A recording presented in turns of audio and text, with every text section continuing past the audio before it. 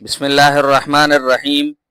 حضرت سیدنا محمد باقر رحمۃ اللہ علیہ روایت کرتے ہیں کہ میرے والد نے مجھے وصیت کی تھی کہ 5 آدمیوں کے ساتھ کبھی دوستی نہ رکھنا، اور اگر ان سے کچھ وقت کے لیے سفر کرنا پڑے تو کبھی بھی نہ کرنا۔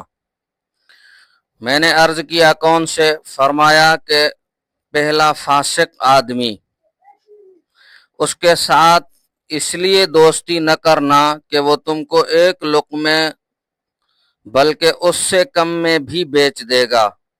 میں نے عرض کیا اس سے کم کیا چیز ہو سکتی ہے؟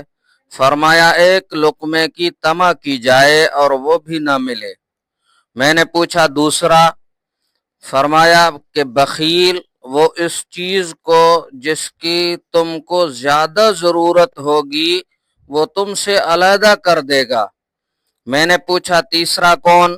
فرمایا کذاب، یعنی جھوٹا آدمی، اس لیے کہ وہ تم کو اپنے کذب بیانی سے تم کو اپنوں سے دور اور غیروں سے قریب کر دے گا۔ میں نے پوچھا چوتھا کون؟ فرمایا بے وقوف، احمق آدمی، وہ تم کو فائدہ پہنچانا چاہے گا مگر بے وقوفی کی وجہ سے الٹا نقصان پہنچ جائے گا۔ میں نے پوچھا پانچواں کون؟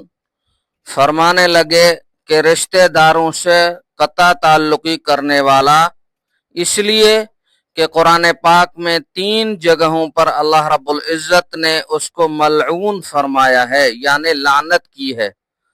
اللہ تعالی ہم سب کو عمل کرنے کی توفیق عطا فرمائے۔